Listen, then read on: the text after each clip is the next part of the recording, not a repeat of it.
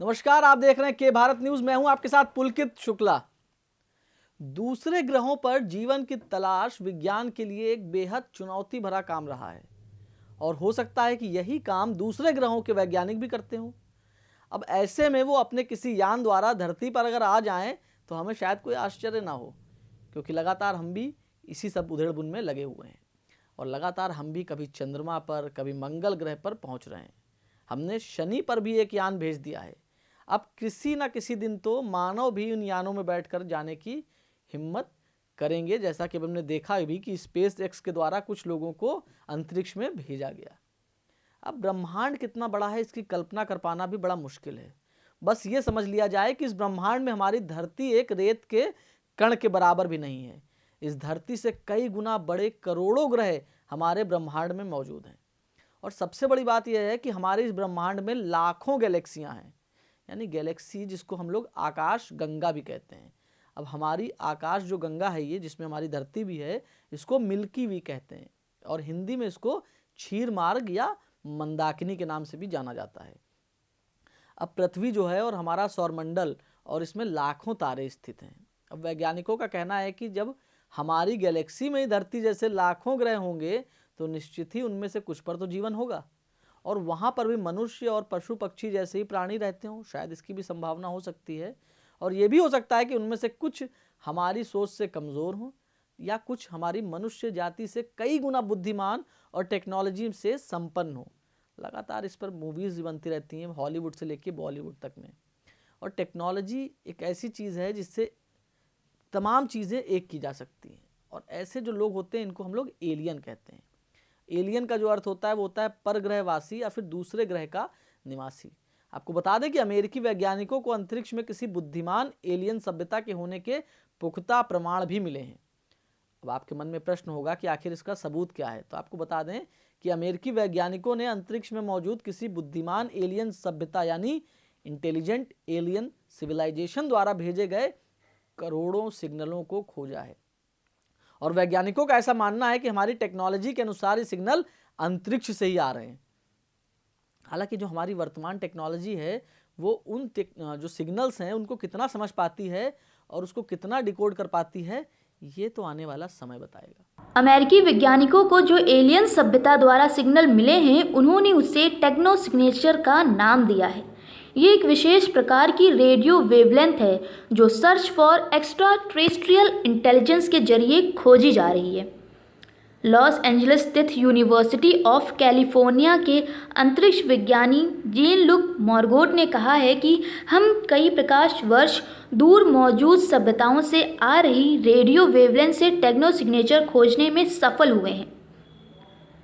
Gene look Margot ने बताया कि आर्सीबो प्लैनेटरी रडार 400 प्रकाश वर्ष से भी ज़्यादा दूर से आ रही रेडियो वेवलेंथ यानी एलियन सिग्नल को पकड़ सकता है, लेकिन जो सिग्नल आ रहे हैं वो इससे 1000 गुना ज़्यादा ताकतवर सिग्नल हैं।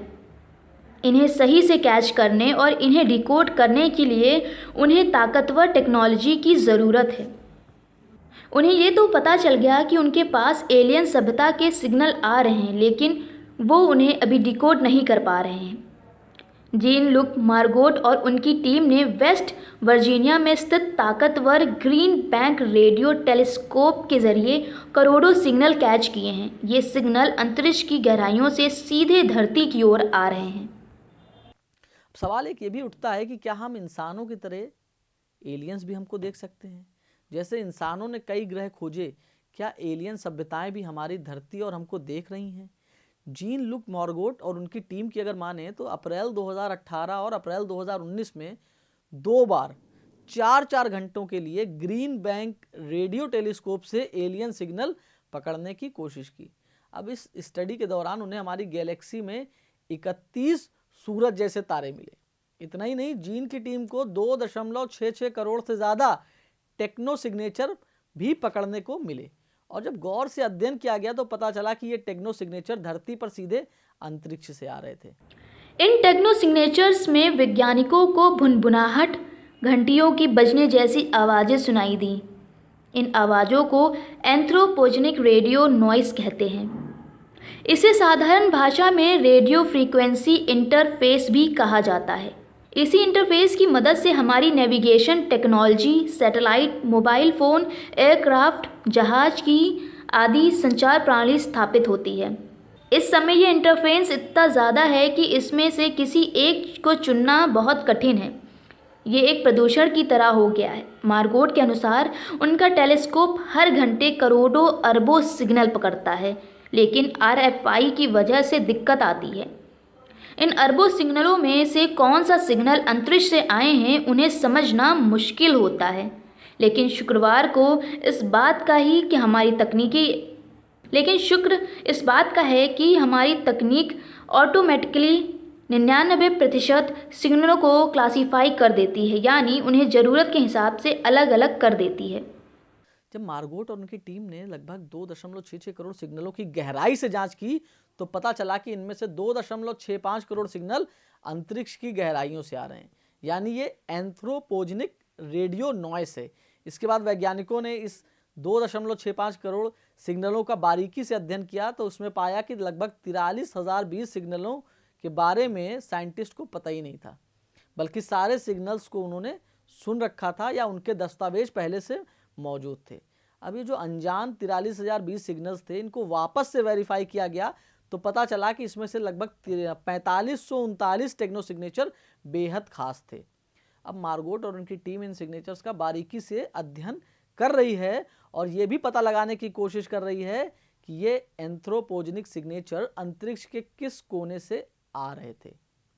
अब क्या इसे कोई एलियन सभ्यता भेज रही थी या फिर ये ऐसे ही सिग्नल्स थे जो हमारे अंतरिक्ष में अपने आप मौजूद थे? इसका गहनता से अध्ययन चल रहा है। शायद आने वाले दिन में हम लोगों को देखने को मिले कि एक ऐसा ग्रह भी हो जहां पर हमारे जैसे ही प्राणी रहते हों, या शायद हमसे कुछ एडवांस, या शायद हमसे कुछ कमज़ोर। और लगातार वैज्ञानिक लोग अपनी इस खोज में लगे हुए हैं और पिछले अगर 100 साल की बात करें तो लगातार वो इस कोशिश में हैं कि हम किसी और ग्रह पे भी जीवन की खोज कर पाएँ, क्योंकि हमारी जो पृथ्वी है इसको तो दिन पर दिन बदतर किया जा रहा है प्रदूषण के द्वारा, और हम सबका इसमें हाथ बराबर से शामिल है। देश और दुनिया की तमाम बड़ी खबरों के लिए बने रहें हमारे साथ और देखते रहें कि भारत न्यूज़। धन्यवाद।